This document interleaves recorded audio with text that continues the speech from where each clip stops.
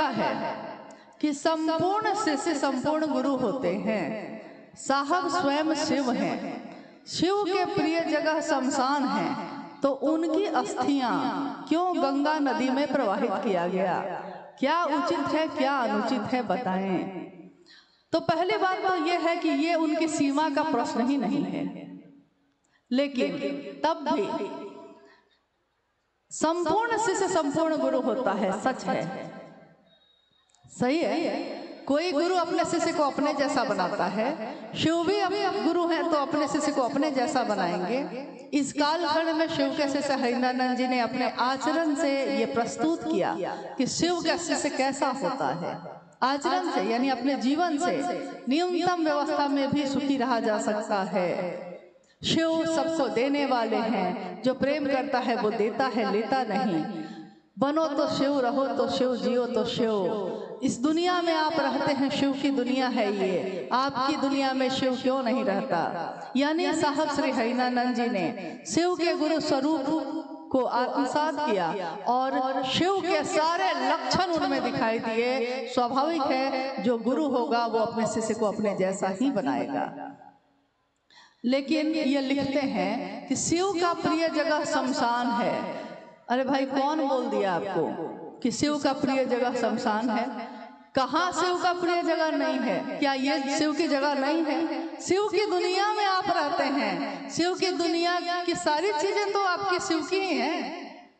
तो जो शिव का है तो सब प्रिय है उसको, चाहे वो नदी नाले हो, चाहे वो धरती हो, चाहे वो 49 तरह के पवन हो, सब तो शिव के प्रिय हैं। शमशान के बारे में लिखा गया है। कहने का यह है आगे कि उनकी अस्थियां गंगा नदी में प्रवाहित क्यों की गई? अस्थियां यानी इस शरीर की जो बची हुई जो राख होती है या जो हड्डी के टुकड़े होते हैं उनको अस्थियां कहा जाता है, अस्थि कहा जाता है। माँ गंगा नदी में प्रवाहित क्यों की गई? एक शिव के शिष्य होने के नाते साहब हरिनानंद जी ने भारत देश की सभी परंपराओं और कानून सबका पालन किया है। यहाँ तक कि उन्होंने अपने लौकिक जीवन में भी और लौकिक परिवार में भी और पारलौकिक परिवार यानी शिव शिष्यों के परिवार में भी आपने देखा होगा कि अगर कोई साउंड लगाता है तो उन्होंने हमेशा कहा है कि परमिशन लेकर तब लगाना। जन्म इस शरीर का होना और इस शरीर का शिवलिंग होना, तो इस शरीर की एक मर्यादा है, उस मर्यादा का पालन परंपरा के अनुसार जो उचित है वो होगा ही होगा। क्योंकि माँ नीलमानंद जी ने जब 2005 में 17 जून को वो शिवलिंग हुई थी तो सारी परंपराओं का पालन किया गया, लेकिन किस तरह किया जाए ये साहब ने उसी समय हम लोग को बता दिया था। उसी समय 2005 में ही साहब ने बता दिया था कि जो दिव्य आत्मा होती है, जो शिव का अंश होती है, उसके लिए आपको क्या करना चाहिए। तो हम लोगों को जो उन्होंने बताया था उनके लिए हम लोगों ने वही किया है। इसलिए उनके निर्देश या आदेश के बिना कुछ भी न हुआ है न होगा। अब है साहब का मतलब, दूसरी जिज्ञासा है। साहब का मतलब परमात्मा ईश्वर शिव होता है। फिर साहब को प्रथम शिव शिष्य क्यों संबोधित किया जाता है, जबकि प्रथम शिव शिष्या माँ भवानी है, राजमणि नीलमानंद है। देखिए, आधा ज्ञान जो है बड़ा खतरनाक होता है।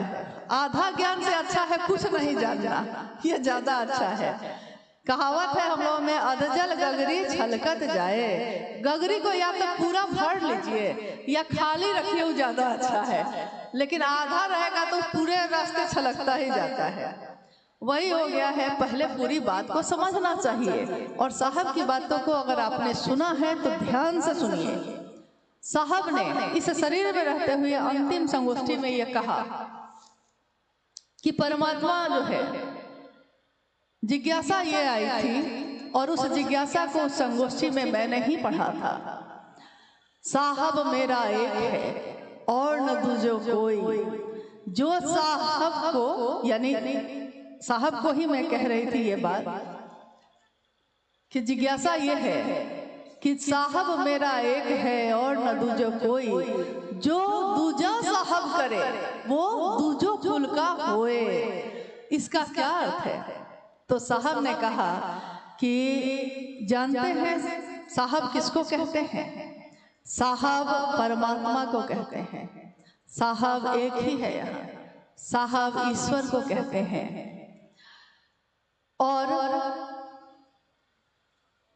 उसके उत्तर में उन्होंने जो कहा, उससे पहले भी ये बात लोगों ने उस दिन सुनी है जरूर, लेकिन हम लोगों ने उनके मुंह से ये उत्तर जब मां नीलमानंद शरीर में थी 2003 में, उसी समय एक भजन वो गुनगुना रही थी। आपने शायद सुना होगा उस भजन को। आप लोगों को भूख तो नहीं लगी है ना? लगी तो होगी। तो थोड़ी देर बात कर सकते हैं ना हम लोग? संगोष्ठी है, बड़ा मुश्किल से सबको इकट्ठे हुए हैं, और जब बात निकली है तो थोड़ी दूर तक तो जाएगी। तो मां नीलमानंद गा रही थी, उन्हीं के द्वारा लिखित ये भजन था। साहेब यो अहाँ छी परम दयालु, अहाँ छी परम दयालु ये साहेब, अहाँ छी परम दयालु। तीन सूत्र अहीं के करई छी, अहीं के करई छी नमन, अहीं के करई छी चर्चा, अहीं से मांगई छी दया। इस भजन का ये वाक्य था, वो गा रही थी। हम लोग भी उनके पास बैठे थे, उनके साथ साथ गा रहे थे। उसी समय साहब अपने कार्यालय से, ये रांची की घटना है, उस समय साहब रांची में थे। उसी समय साहब अपने कार्यालय से आए, तो उन्होंने गाते हुए सुन लिया, तो वो हंसने लगे और खड़े हो गए। बोला उन्होंने कि नीलम जानती हैं साहब तो एक ही है, साहब तो महादेव है। और जब वो भोजन करके फिर कार्यालय चले गए दोपहर का, मां नीलमानंद जी ने कहा उस समय कि मुझको महादेव में और इनमें कोई अंतर नहीं लगता, क्योंकि जिसने शिव का भाव जगा दिया मेरे अंदर, मेरे लिए वो उससे कम भी नहीं। लेकिन जो ये कहते हैं करना वो है, जो ये चाहते हैं करना वो है। तो ये उत्तर तो साहब ने 2003 में ही हम लोग को दे दिया था। इसलिए हम लोग को कोई भ्रम नहीं है, और लोगों को भ्रम हो सकता है। तो साहब का मतलब यही होता है, शिव होता है। और साहब को प्रथम शिव से क्यों कहा जाता है? देखिए, इसके लिए थोड़ा समझना होगा कि आदि गुरु शिव। तो जब कोई आदि गुरु होगा तो आदि शिष्या भी होगी। जब कोई प्रथम गुरु होगा, पहला गुरु, तो उस समय उनका कोई शिष्य भी हुआ होगा, क्योंकि गुरु परंपरा चली है तो शिष्य परंपरा होगी। गुरु बिना शिष्य के चल ही नहीं सकता है, शिष्य बिना गुरु के शिष्य बन ही नहीं सकता है।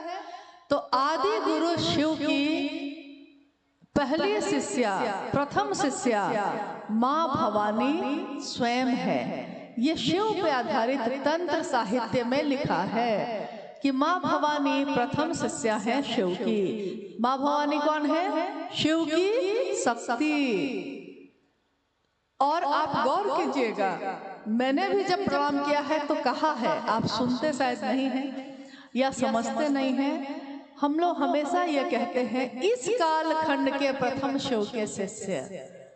इस कालखंड के यानी जो काल चल रहा है, अभी कलयुग जो चल रहा है, इस खंड में पहला शिव का शिष्य जो है उसको हम नमन कर रहे हैं।